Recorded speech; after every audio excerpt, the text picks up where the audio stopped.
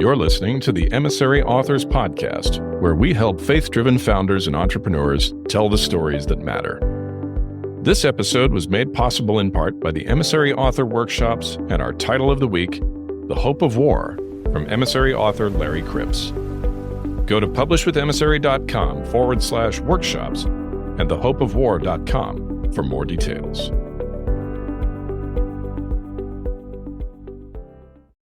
Welcome again to the Emissary Publishing Authors Podcast. My name is Paul Edwards, and it's a pleasure to have with me my partner in crime and my friend and my colleague, Jason Todd. And Jason, we got an exciting episode this week. We're bringing on a dear friend of mine who has written and published at least half a dozen books. And we're going to be talking about the author who follows through. I like that concept. What do you have to say? Well, one of the things I'm super excited about hearing in this episode is what is it like to publish multiple books?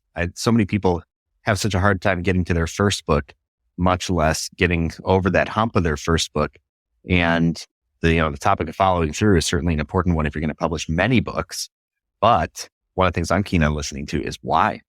Why publish so many books? What is it about you? So let's welcome Evan Money onto the show. Evan, welcome, buddy. Excited to be here. Looking forward to reaching the top tier of podcasts. And, I've been working my way up and finally got to Emissary Publishing and just super excited to be here. Well, we're excited to hear your story. I know that you and Paul go back some ways here. Oh, yes. Paul and I have a great journey. And it was actually, I met Paul through a podcast of all things. So I think it's appropriate to share the real version of the story. Paul has the inaccurate version of the story. It so happened that I was listening to a podcast and I heard Paul speak, and it was the voice of God. And I was like, "Hey, this guy's got a great voice." And so initially the compare-itis flares up and, oh man, I don't sound like that dude. Oh geez, my voice is all squeaky and I'm spazzy, and Paul's like this and delivering. And it's just like, wow. Thou shalt not anything. Yes. And then, I hear Paul's story and I'm like, I got to meet this guy. I just resonated. I remember stopping the car and scribbling notes, and I'm just like, man, I got to connect with this guy. And it just so happened that a friend of mine had already reached out to Paul and said, hey, you need to connect with this money guy. I didn't know this. And so I was reaching out through another channel. I think I cyber stalked him, and I'm like, hey, Paul, I heard this episode and you're so amazing and we got to connect and da-da-da-da-da. And I emailed him like 2 or 3 times, didn't hear anything. And I was like, oops, I think a little too much fertilizer on the flower, right? And just ended up killing it. And then lo and behold, Paul called back or emailed back, hey, so-and-so said we need to connect. And I was like, okay. Hush, we got here. And so we've been connected ever since, and watched Paul's journey of greatness and watched him rise from a good marriage to a great marriage, rise to greatness in parenting, and again, leave the great outer rim of Dagobah and move to Tatooine and enjoy multiple sunsets and enjoying his time in Arizona. So that's our quick story connected by a podcast. So who knows who's going to get connected on this? Yeah, well, I appreciate the long lineage of relationships that can be developed over time and the many places that can take a person. Now, that has taken you across Paul's journey of launching Emissary Publishing, where we tell the stories that matter. And you have published many books, an above average number of books, shall we say. Yeah, and in regards to numbers, that's actually what it was. As an ADD visionary, Enneagram 7 with a hard wing 8, I'm big picture, non-detail, visionary, and hunkering down to actually write a book is one of those. Oh yeah, that'd be great someday, but hey, I'll just get somebody to ghostwrite it for me, but so writing a book really wasn't on the radar, but what kind of got me over the edge when I started thinking more and more about it, I'm like, yeah, I could write a book. And just as I was reading the nonfiction, and the more I read the different books, I'm like, man, I could write this kind of a book, but there's always that block. And what got me over, Jason, was the number of understanding. I heard another famous author share this, and he said, over 90% of the people that buy a nonfiction book never get past the first chapter. And I was like, and that was this relief for me, because I'm like, oh, well, 90% of my audience isn't even going to read what I wrote anyway. So as long as I could like lock in on the first chapter, I'll be good. Like, and that's what got me started. Cause I was like, hey, I know I can write a good one chapter, and 90% aren't going to read it afterwards. And what I've discovered, this is something that I subsequently trademarked, and you can send the royalties this way. But I too have some other friends that I've coached on the side as far as authoring. And what I tell them to do is I say, hey, sneak something into your audience, again, for nonfiction, around chapter 8 or 9 that says something like, hey, guess what? Only 5% of the people ever get this far. Congratulations. And so in my seminars, some of the things I do, I call it the 5% club. So I said, hey, all you 5%ers, the 5% club, you can come meet me over here and we'll talk. And so I know those are the people that have actually finished the book. So we can have a direct conversation. So the numbers is what got me to write the first. And then once I wrote the first, I was like, well, got more stuff in me. And this goes back to that budding author, just some encouragement to help people understand. I believe that all of us have a book inside of us. Mm-hmm. The question is, are we going to let it out or not? And most people suppress it, and they make up great excuses. And, speaking from experience, we're all loyal to our limitations. So it was about, hey, how do I get unloyal to my limitations and say, you know what? These are people just like me. These are people that wrote a book, and you know what? I can do it too, and they're not going to read it anyway, so it's okay. And so that's what got me going and kept me going. And then my last book was the biggest hurdle for me, because that one, there was a lot of limitation. There was a lot of self-talk, doubt, and you can't write this kind of book, and what's going on. So my last book that I put out is called The Dysfunctional Messiah.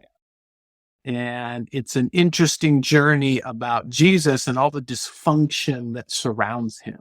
Because so often in our faith walk, for my faith walk, it's always like, oh, I could never live up to that. And I'm too far gone and all this stuff. And then I just started looking at the lineage of Jesus and realizing, because I come from a normal dysfunctional family, but the ultimate dysfunctional family were all of the lineage of Jesus.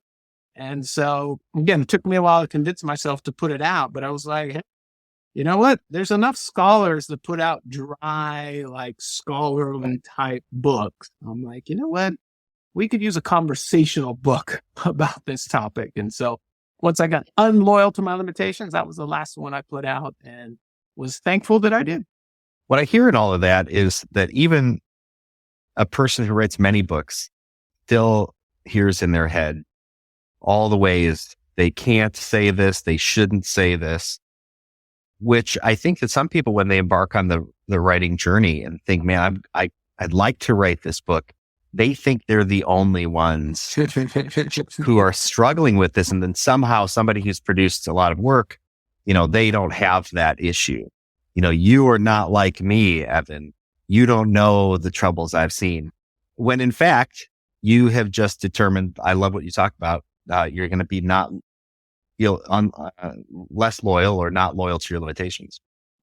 Absolutely. Yeah. It's hilarious how selfish people can be, right? And just like, no. It's hilarious because when it's as a coach, I coach high-end CEOs, I coach nonprofit leaders, and it's so great because I can spot other people's limitations a mile away, right? And it's like, oh my gosh, look, man, just do this. But when it comes to my limitations, it's like, wait, you don't understand. Like, hold it. Mine are different. Mine are special. Like, oh, this is mine over here. So I think every author, and I'll use someone from Paul's former solar system, but I had a buddy up in Washington. He wrote a book called The Power of the Second Thought. And just this concept was so brilliant of like, you know what, 99% of the time, the first thought that comes through your head about anything isn't really going to serve you. So when that guy cuts you off in traffic, when your kid backtalks to you, when someone's doing whatever, your first thought is not like, oh, how can I love and serve today, right? It's something else. Or, hey, I want to write this book, or hey, I want to do this, or hey, no, I need to call those Emissary Publishing guys. The first thought is like, nah, right? So letting that first one go by, not attaching any should, shame, or guilt or judgment to it. And then being able to have a second thought ready to replace that with. I think that's the power of this show. What you guys are doing is, there's obviously a thread to all these different authors. And it's like, wait a minute, how many different authors do I need to listen to realize that, gosh, I could do this too. And clearly, if that Evan Money guy can write a book, surely I can do something. So this thread of just helping people understand, and then that could be a great second thought. So anytime you have that fear, shame, guilt, doubt, you have a second thought ready to replace that with, and to focus on that. And just instead of stewing on that first one, it's just let it go by and have a second thought ready to replace that. Of like, hey, you know what? I can do this. Hey, this is possible. Hey, look, I've got support here. That's what I love about you guys. Like me, I was stumbling, fumbling, bumbling. And, the more I talked to Paul, I was like, man, it would have been so much nicer to work with you on some of my books. Now I got to get a lot more of that. It would have been so great. And with that, it's also, again, just understand that everybody's different at different spots. So some people may need just encouragement. Other people may need like, dude, my adjectives suck. Paul, help me out. Like, help me out to say this better. And the last thing I'll say on this, another thing that really helped me and I appreciated is transparency. So I like to carry that forward and be over transparent. But the great John C. Maxwell, who's written, 50 books now or something insane like that. But early on, he was always up front. He would always talk about it in his speeches and all this. He would always talk about his writer. I believe it was Charlie Wetzel. Yeah, my writer, Charlie Wetzel, my writer, Charlie Wetzel, my writer, my writer. Now, Charlie's name is not on any of his books. Charlie doesn't get any royalties, but John was always up front about saying like, hey man, it's a team effort. Like, it's not just me and my yellow pad. Like, he's old school. He's got the pad and pen and does all, still does all that. But he was right up front, letting everybody know, hey, look, I got a writer. I got a guy that helps me shape this. I got a guy that helps me bring this message across. So yeah, everybody's got a book in them. Everybody's got a message in them. And again, what I love about you guys is you're there to support in different ways. And it's not a cookie cutter approach. And the more support you have, the better the book turns out to be. I was thinking, Jason, as Evan was talking there about the second thought, back to what originally brought us together, because of course, Ev, you don't know this about Jason, but it's one of our favorite stories to share with people is that, he had wrestled for nearly 10 years to write his first book and numerous starts and stops, get through 3, maybe 5,000 words. And then just, is what I'm saying even matter? Is anybody going to care? All the things that authors usually go through. And then there was, this moment where, he took a risk working with somebody who had just a little bit more experience in that area, was qualified to encourage and also to say, this part needs to change or it needs to be moved or we should just cut it. And that was the big thing that sort of forged our partnership, was the whole experience of helping him to create. And, at the end of it, right, he'd never got past 3,000 or 4,000 words. Now he was at 60,000 words. It was a huge jump, and it's reflective of what happens for authors when they decide, particularly with the help of someone to whom they're accountable, someone with whom they're working on an ongoing basis, that say, I know what I feel at first, but I'm not going to let that stop me. I'm going to keep pushing through it. And I really think, for the author who follows through, you need to be able to do that. And more in most cases, not all, but in most cases, it's having someone else to hold you to that, as with each step as you go down the road, makes it vastly easier. I think I've found the same thing, like in the gym. I work with a trainer now, and I'm making enormous progress, but I wasn't working with a trainer for the last 2 or 3 years, and I was just stagnant. I showed up and I stayed in shape, and I wasn't getting out of shape, but neither was I making any gains, nothing measurable. And so the presence of somebody who knows what they're doing, who you're collaborating on that project with, is tremendously important. I suppose I'm supposed to respond to that. Well, no, actually, the more thing you can do for the audience right now is just sit here, all three of us, and stare blankly into the camera. I participate in greatness. Let me respond to that, I guess. For me, I think the lesson is recognize your limitations. Wherever you feel resistance, the answer sometimes is not press through. Sometimes the answer is, who else has been here before?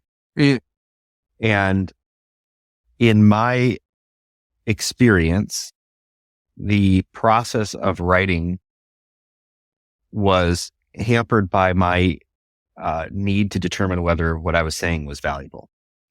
That's not something I can determine in myself. And in fact, the pattern is that I will determine that it's not so valuable because it was valuable until I figured it out. And then I was like, all right, well, that makes sense. And then I moved on. Now, what of that process, what of all of that thinking should be shared with other people? I don't think everything. And so it was helpful to have Paul to be able to bounce ideas off of, so he could help me see what was valuable, and I could adjust my own barometer. When was the pressure too great? When was the pressure too little? When did I say too much? When did I say too little? Right? I needed somebody outside of that process, outside of the process that existed in my own head, to offer new input, which I think is important. Now, I know that because I know me. The other thing was that there are just some technical parts that it was easier to have somebody, it was more reassuring, not easier. It was more reassuring to have somebody just say, here's what's coming next. This is the process. So I didn't have to make it up. And that I thought was very, very helpful. Now, from the writing perspective, I can write. I can speak. I've done lots of it. The coherence from one thing to the next over such a long work, because I think, a book is a long work, right? Mm-hmm. The coherence, how does it all hold together, was something that I was like, okay, I need at least somebody to bounce this stuff off of. Because if I'm left to my own devices, I know, again, knowing me, I'm going to overcomplicate this. Mm-hmm. I will eventually get in and go, is this exactly what is at play here? And then all of a sudden, now I'm on a research expedition and I'll be 80 if the book ever gets written. And knowing that about myself, right, meant the only way this is going to happen is if I invite somebody else to the table, somebody who can work me through those resistance points, because they're not difficult for him. Yeah. One thing you sharing that reminded me, this is something I encourage other current and soon to be authors with, and I've seen it on both sides, is I like to equate, you talk about your 80-year potential 80-year journey. And that's classic. I'm sure you guys have read the War of Art, which mm-hmm. is, the premise is like, okay, if you give a sculptor, hey, here's $100,000, I need this sculpture done in 6 months. In 6 months, it'll be done. If you give the sculptor $100,000, say you got 3 months, in 3 months, it'll be done. It's like whatever time frame, they understand, like, hey, but the traditional artist, if he didn't have a time frame, he could be sculpting for the next 50 years, Michelangelo style, right? Like, no, it's not done. It's not. And I have a good friend and also a actually great, spectacular friend. He's in the music world and he's done a lot of famous film scores, movies that all you guys have seen and your audience has seen. And he shared that with me. He said, you know what? Sometimes that time limit is the greatest inspiration ever. Because if I have a client that calls me and says, hey, you got 4 weeks to produce this music. Hey, at the last day, I deliver. If he tells me 2 weeks, in 2 weeks, I can do the same amount of work. It's such a project. But having that creates that.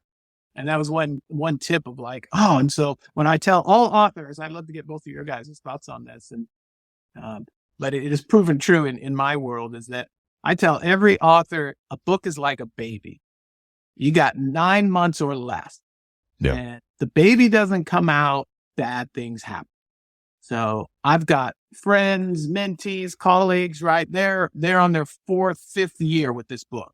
And it's like, man, if somebody was pregnant for 5 years, that baby's dead a long time ago, right? And it's, it's the war of art, right? He keeps wanting to rewrite it. Well, I've grown so much over the last year. I want to rewrite this. And it's like, exactly. So you're always growing. Mm-hmm. You're going to want to rewrite every day. It's like you got to ship. And then that's, I think, the premise of this episode is that's why multiple books came in for me, because it was like, oh, yes, I've grown since I started writing chapter 1. And guess what? I can put that in my next book. Yeah. That'll help me finish this book. And so I think that baby, that 9-month window is really helpful for me of like, man, baby's got to come out or bad things happen, or you just get stuck in that self-doubt or that growth, even the other way. I've grown so much, I got to shift and change. So I'd love to hear you guys' thoughts. And do you guys have a specific time window? How do you do it? Is my 9 months pretty accurate? Let me know. Well, I was super encouraged because when I started working with Paul, he set the timeline of 12 weeks. Ooh. And I thought, all right, did some math on it. I thought I can produce the required number of words. There is in fact enough time. What I was not expecting was the process of writing this book was very contrary to the process of a lot of other things I've done in business. Most of my business stuff is I've got a target I'm shooting for. I whiteboard the whole thing and then we just, forge ahead. Now I came up with an outline for the book but I was like, I'm not certain this outline is right. Now I could have got stuck on the outline part of it, or I could just start writing. And the process that I went through with writing was a whole lot less of whiteboarding and figuring this stuff out and a whole lot more of waiting to feel what I wanted to write. And when I felt like I didn't know what to say, I would go for a walk. And then I would kind of feel like, oh, wait a second, I would have a thought and I go, oh my gosh, that's the thought. That's the one sentence I want to get to. And I would go back to my home office and I would write 3,000-4,000 words. And I was like, my gosh, this is what I wanted to say. So it was a whole lot of hurry up and wait, which I was not accustomed to. Mm. Now, I think it was due in part to the content of that. The content of my book was a lot of stuff in me that needed to get out rather than stuff that's in my head. But it's like, well, I can push this out. But I think accepting that the process was unlike other processes I have followed helped me get that done in the 12 weeks. I was on the money. That thing was done, but I allowed for the process to change and followed a different process with weekly accountability. Yeah. Yeah. I'll touch on that real quick. And then Paul, I want to hear from you. One thing I did in my journey was, to help me get accountable to myself was I would say, hey, I laid out specific times for me to write. And I said, the goal is at least one keystroke. I need to touch it somehow, some way. So whether I changed a word, added a word, put a sentence, did a whole 3,000, like there were some days where, right, I wasn't feeling it, whatever, but I would go through it and I would change a word and I'd be like, okay, I touched it. Okay. Hey, I added 2 words. Hey, as long as I touched it. And I discovered for me that as soon as I didn't do it at my normal work desk. I would do it on a laptop. And actually right behind me, I've written a few bestsellers on that couch, right? Where I sit on the laptop and say, all right, let me touch it. And just by getting there and touching it, all of a sudden, all these channels open. Where if I was sitting at my desk or doing somewhere else, the channels will be closed. I love what you shared, Jake, about the walk, right? Like you're taking a walk. All of a sudden, hey, this new channel comes in. It's like, all right, let me add that. So for me, one thing of being accountable was like, hey, I just have to touch it. I'm accountable to touching it. And when I touched it, great things happened because normally one keystroke led to 2, led to 3, led to a few thousand words, led to a new idea. But just the actual, get consistency and that accountability. So that's how I did it with myself. But having a team like you guys would obviously fast forward and improve the results. But again, you guys are in a spot where it's like, hey, this podcast is to help all authors. So if Sure. you don't hire Emissary Publishing, it's okay. We're here to add value and help all authors. And again, one way to do that, just be accountable to yourself.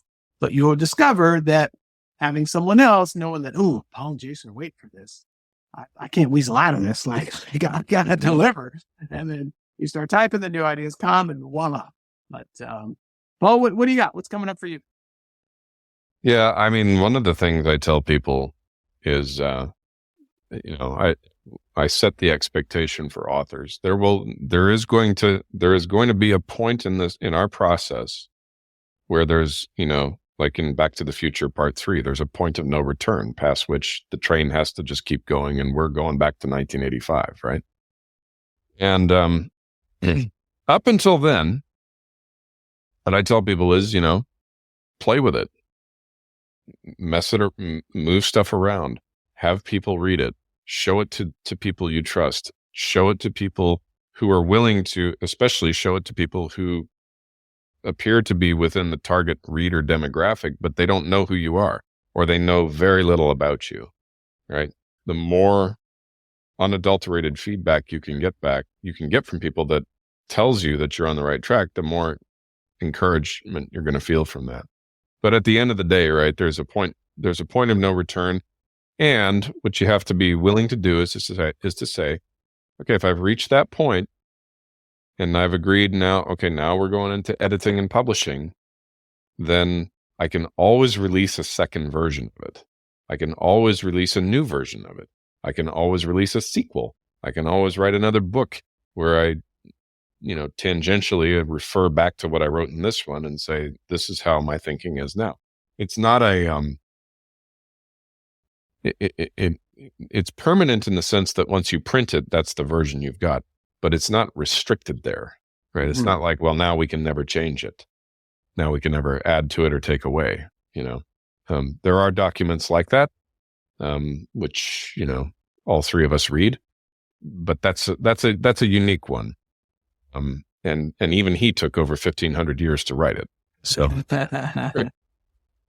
well, one of the thing I want to mention quickly, though, Jay, is that as all of that is going on, right, we're telling people, there's a point of no return.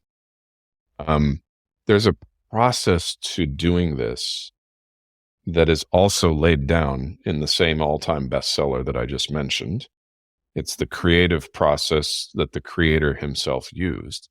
And I've taught the writers on my team, and I've taught authors to use it. And when they use it, you don't need to worry about the timeline, because when you segment work into early on, like outlining and deciding what you're going to write about, and then you let your brain sleep on it, and you wake up and you execute the next morning. And this is a bit of a sneak preview of what we're going to teach at our upcoming workshops, right?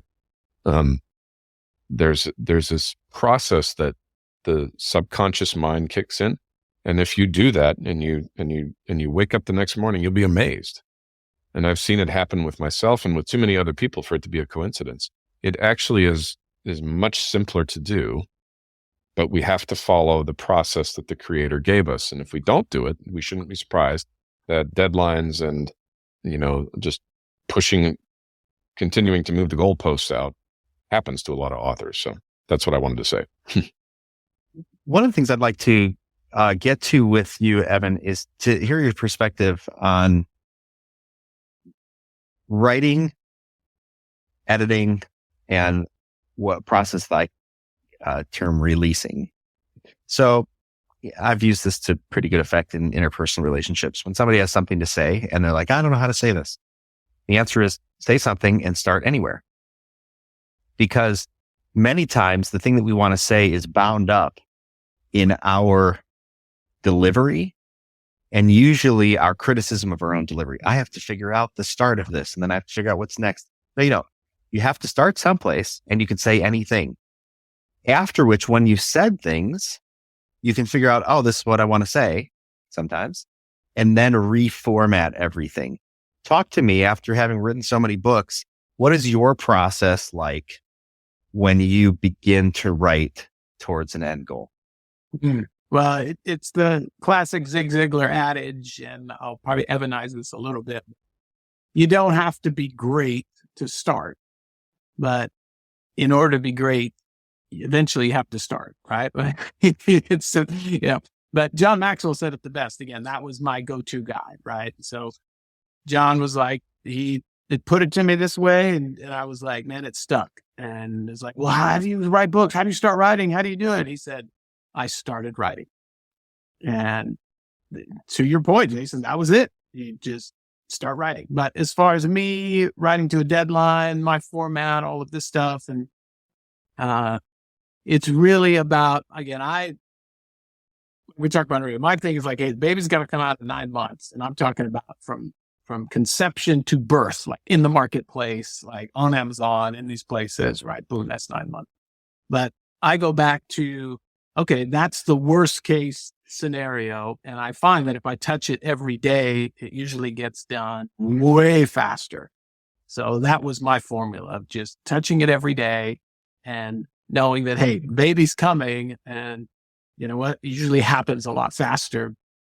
With that, one thing I just wanted to share in closing, because I know our time's wrapping up here, is one of my favorite stories that actually helps me get over that hump of potential writer's block, or, hey, I don't know what's going on, or, even that startup process of like, gosh, is it worth it? This is what I have to say. So book that I wrote that I was the least proud of, and I'll preface it with a fun ADD story. One of my favorite things to do is to read, the big name authors, right? The guys on top of, the Wall Street Journal, the USA Today, or the Malcolm Gladwells who I got a chance to meet. I call him my hair mentor for those that know Malcolm.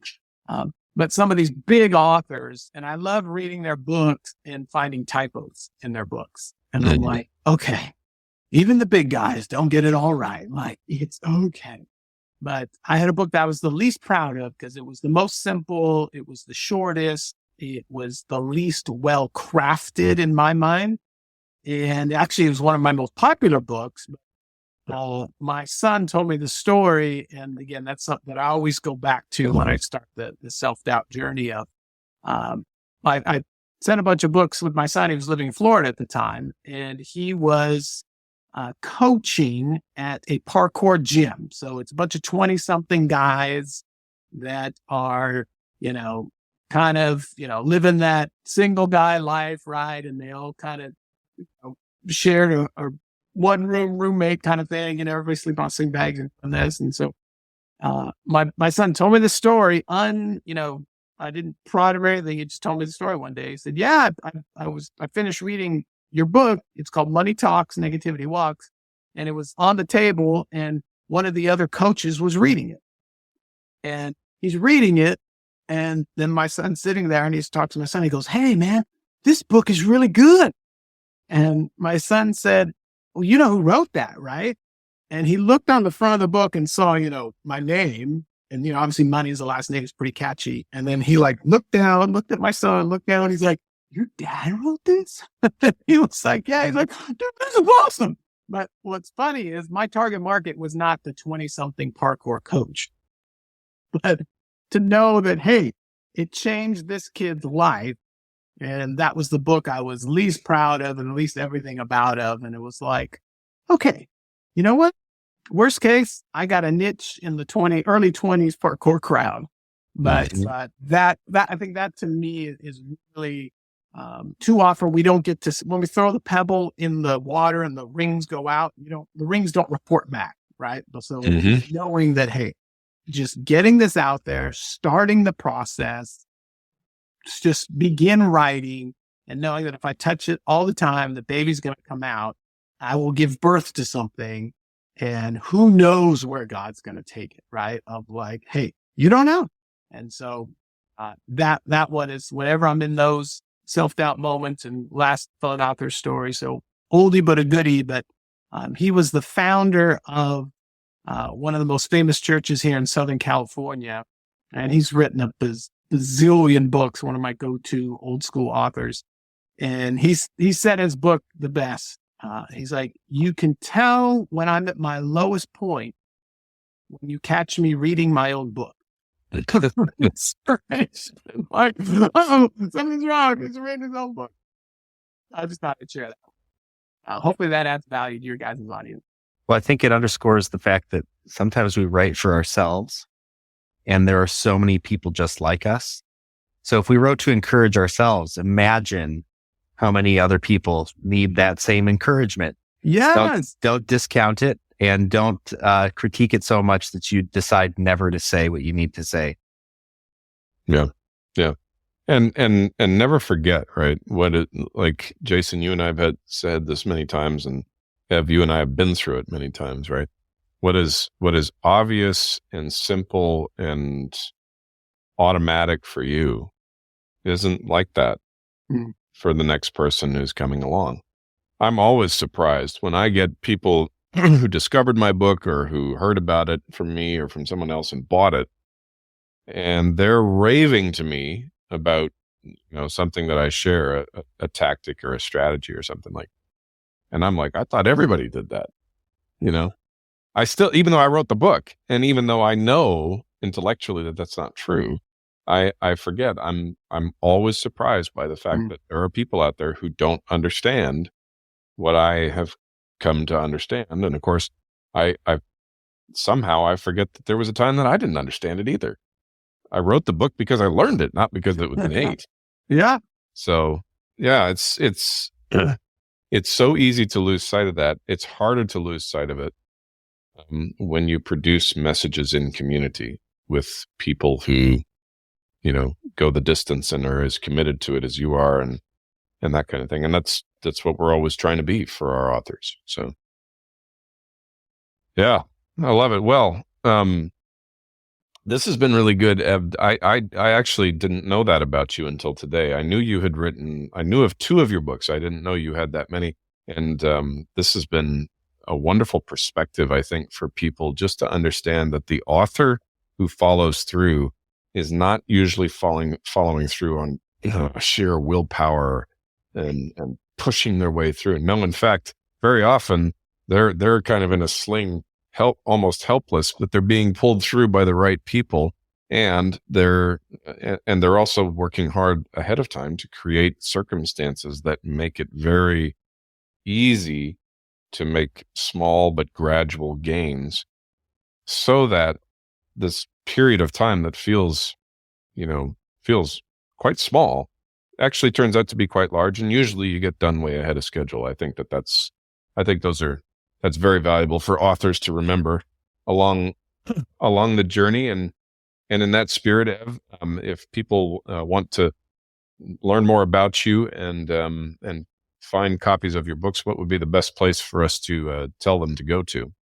Oh, well, other than Amazon, you can just go to evanmoney.com, and there's a lot of fun, life-giving information and tons of cool videos. And there's a section for all the books, and you can go through that way. But lots of fun discovery and cool stuff at evanmoney.com. Fantastic. Good stuff. Well, thank you so much for being on the Emissary Authors Podcast. I know I've got some takeaways that are good, fresh reminders that if we have a message to tell, we have to tell the message. Otherwise, it's not going to be told. Yes, and Jason, I appreciate your insight as well of dealing with, again, interpersonal relationships or even clients of where do I start? Oh, I can't get it out. It's like, well, just start talking, man. Like, let's just say something. Start anywhere. Love it. Yeah. Yeah.